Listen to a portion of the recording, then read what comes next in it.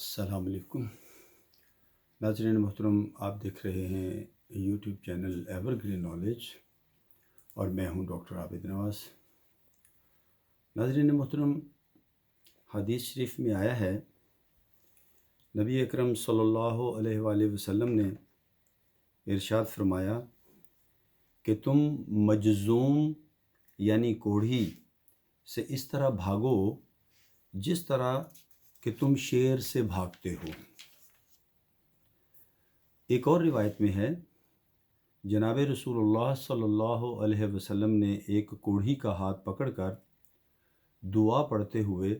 اس کو کھانے میں اپنے ساتھ شریک کر لیا۔ وہ دعا یہ ہے، بسم اللہ سقط باللہ وتوکل علیہ۔ امام شافعی رحمۃ اللہ علیہ نے فرمایا ہے کہ کوڑ اور برس متعدی ہوتے ہیں، یعنی ایک انسان سے دوسرے انسان کو لگنے والے مرض ہیں۔ مزید یہ بھی فرمایا کہ کوڑھی کی اولاد بھی اس سے بہت کم محفوظ رہتی ہے۔ یہ مرض باپ میں ہونے کی وجہ سے اولاد میں منتقل ہوتا ہے۔ یہ حوالہ ہے ایوب الزوجین کا۔ ناظرین محترم، یہ جو دو احادیث مقدسہ ہم نے پڑھی اور سنی ہیں، اس کے بارے میں وضاحت کچھ اس طرح سے ہے کہ کوڑھی سے ملنے جلنے، بچنے اور اجتناب کے سلسلے میں، یعنی اس سے دور رہنے کے سلسلے میں کئی احادیث مقدسہ ہیں۔ ان سے یہ بات ثابت ہوتی ہے کہ کوڑھی کی صحبت سے پرہیز کرنا چاہیے، یعنی اس کے ملنے جلنے سے بچنا چاہیے۔ اس کے علاوہ دیگر احادیث بھی ہیں جن میں اس قسم کا مضمون ہے کہ حضور صلی اللہ علیہ وآلہ وسلم نے ایک جذامی کا، یعنی ایک کوڑی شخص کا ہاتھ پکڑ کر اپنے ساتھ کھانے میں شریک کر لیا، جس سے یہ معلوم ہوتا ہے کہ کسی بیماری کا ایک دوسرے سے لگنا کوئی حقیقت نہیں رکھتا۔ اس لیے یہ دو متضاد روایات، یعنی دو بالکل اپوزٹ مخالف روایات سامنے آ گئیں۔ اس تضاد و اختلاف کو دور کرنے کے لیے علماء کرام کے مختلف اقوال ملتے ہیں۔ چنانچہ حافظ عسقلانی نے یہ لکھا ہے کہ جن احادیث میں چھوت چھات کی نفی کی گئی ہے، یعنی انکار کیا گیا ہے، ان کا حکم اپنے عموم و اطلاق کے ساتھ قائم اور باقی ہے، اور ان لوگوں کی مخالطت و ہم نشینی، یعنی میل جول اور ان کے پاس بیٹھنا، جو کوڑ جیسے امراض میں مبتلا ہوں،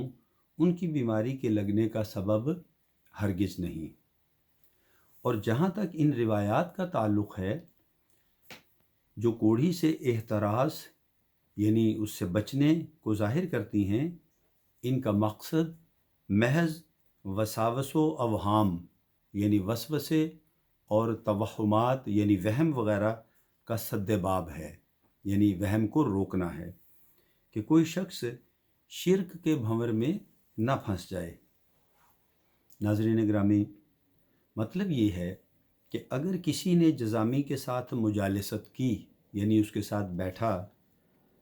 اس کے ساتھ اٹھا بیٹھا، اور اسی دوران اللہ کا حکم یہ ہو گیا کہ وہ اٹھنے بیٹھنے والا بھی کوڑ میں مبتلا ہو گیا، تو بعید نہیں، یعنی اس سے کچھ بات دور نہیں ہے، ایسا ہو بھی سکتا ہے کہ وہ اس وہم میں، تو اس سے یعنی یہ بعید نہیں کہ وہ اس وہم میں مبتلا ہو جائے کہ میں اس کوڑھی کے پاس اٹھنے بیٹھنے ہی کی وجہ سے اس مرض میں مبتلا ہو گیا ہوں۔ یعنی اس سے مراد یہ ہے کہ اگر کوئی شخص کسی کوڑھی کے پاس بیٹھتا ہے اور اس وقت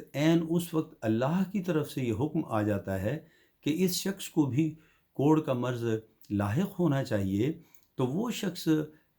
لامحالہ یعنی لازمی طور پر اس وہم میں مبتلا ہو جائے گا کہ مجھے کوڑ کا مرض اس شخص سے لگا ہے جس کے پاس میں بیٹھا تھا۔ اس لیے نبی کریم صلی اللہ علیہ وآلہ وسلم نے لوگوں کو اس اعتقاد سے بچانے کے لیے کہ جو کفر و شرک کی حد تک پہنچاتا ہے، کوڑھی سے بچنے کا حکم فرمایا۔ یہی وجہ ہے کہ حضور اکرم صلی اللہ علیہ وآلہ وسلم نے خود اپنی ذات کو اس حکم سے مستثنا رکھا، اس لیے کہ آپ توکل کے اعلیٰ درجے پر فائز ہیں۔ اس کی بنا پر مذکورہ وہم و گمان میں آپ کے مبتلا ہونے کا تصور بھی نہیں تھا، چنانچہ ایک کوڑی کو اپنے ساتھ کھانے میں شریک کر لینا اس پر شاہد ہے۔